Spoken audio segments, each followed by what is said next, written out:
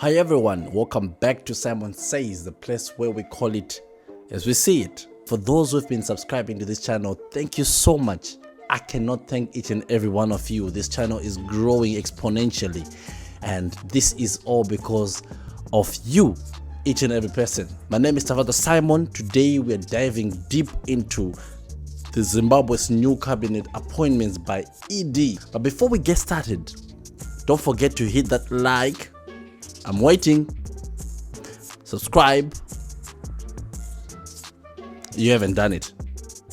Now, put a comment and say done if you're new here. So just a quick one. ED has appointed his new cabinet. But the only question I have is, who is advising this guy?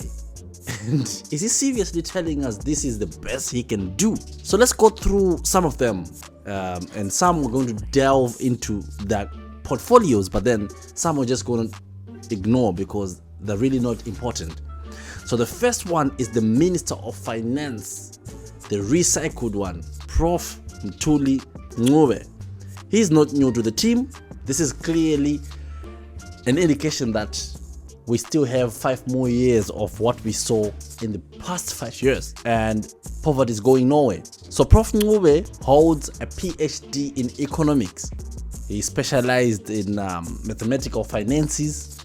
I think he graduated in Cambridge University in the UK. So if you ask me what he has done for the Zimbabweans, I think he has done a lot, including the SI 205 of 2018 on the 2% transaction tax, whereby all those who did electronic transfers will be charged 2% of the transaction on tax. And that's it on Prof. Ncube. His deputy, however, ladies and gentlemen, is Kuda Mnangagwa. I know you want to politicize this, but actually Kuda is not related to the president. In fact, his surname starts with M and it ends with A. No, it's the same. Anyway, if there's some sort of relationship, it's okay. He still has a great CV. So let's see what it looks like. He is a founding partner of Flame Lily Venture Capital Group Private Limited. And that's a good start, right? Let's see. He's also a board member of National Building Society. Okay? Something like that. He is also an actuarial. He was also an actuarial associate, actuarial intern, then insurance product and sales. That's it. That's all he has. Now, I don't mean to cause any problem, but I think let's just pause for a minute and ask ourselves, and please, my Zanu PF comrades, let us know from all your party, like from rural to the urban areas, are you telling me that there is no one to deputize, no one with a better CV than Kuda Mnangagwa? I'm just asking you, is there no one else? I've just read the CV of Kuda Mnangagwa. If you think that I'm just making this up, it's on his LinkedIn. So, do you think he is the only person who is fit to deputize Mthuli Ncube? Come on, guys. Come on. So you're telling me there's no one better? But then, anyway, he's got a surname that holds water. And this is the time for Zanu PF youths watching this video. When you jump and lift your fist saying EDF, how do you feel when someone you have never seen saying EDF, or even raising his hand or raising his fist for a Zanu PF slogan, begging a very important and prestigious position? Just think of it. And there you are, wearing regalia. This guy Kuda Mnangagwa, I've never seen him. Probably he has worn regalia, but not as much as the youths that are in Zanu PF. Look at people like Tafazo Umwadzi. Tafazo Umwadzi is always on television defending Mnangagwa. And look at you. You didn't beg any ministerial post. I know you might not be as worth as the Mnangagwa son, but then still, you could do something in the Ministry of Information at least. But look at you. Most of you are in nerve-wracking abject poverty. And yet we still promote this nepotism that's going there. Anyway, the Minister of War Veterans Affairs, Christopher Hatikure Muchangwa. I like the middle name, but he is not new to the drama.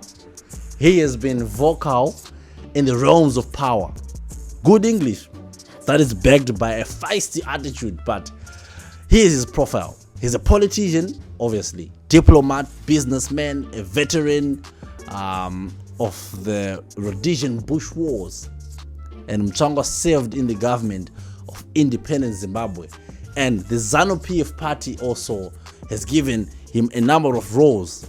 Director General of the Zimbabwean Broadcasting Corporation, the Ambassador to China, head of the Zimbabwe National Liberation War Veterans Association, and Veterans Welfare Minister. For your own information, this guy has been suspended from Zanu for 3 years for gross misconduct and disloyalty.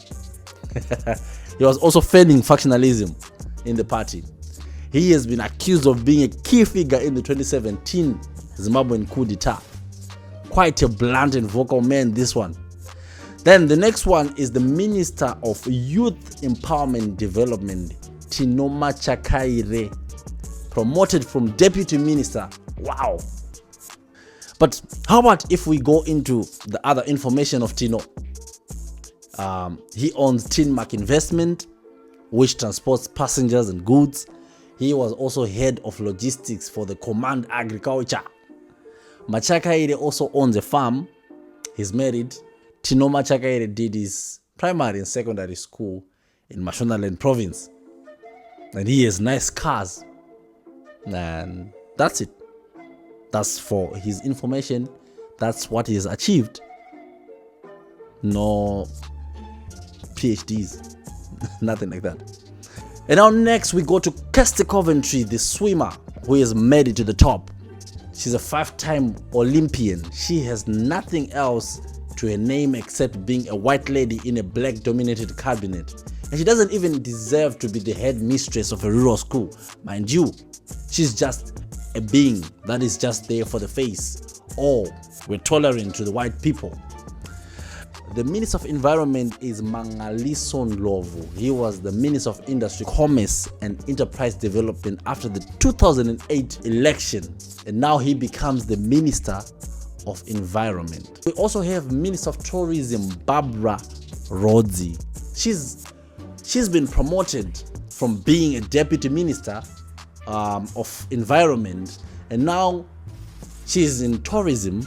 And to be quite honest with you, I think she's a good one. In my own opinion, I think she is one of those who deserve the position. She has a master's in business. She did business administration at Nottingham Trent University in England. And she was also a CEO of House of Baru Knitwear. She also had an opportunity to do business in Africa. She's quite a very elegant and also, well cultured. She's quite good. Here's what's going to be very, very interesting. Her deputy is called Tongai Mnangagwa. And let me tell you something. In this election that we just had, the 2023 election, this guy was elected to the newly established constituency of Hunyani. So again, my fellow Zanu PF comrades, this guy had a whole constituency created for him, and you had nothing. See, your life is just sad. Imagine so much toiling and so much shouting for ED. This guy has no education background at all. Nothing in his name. we're in trouble. Anyway, Minister of Defense, Security and War Veterans, Opa Chamu Muchinguri Kashiri. She is not someone new. She was placed on the United States sanctions list in 2003.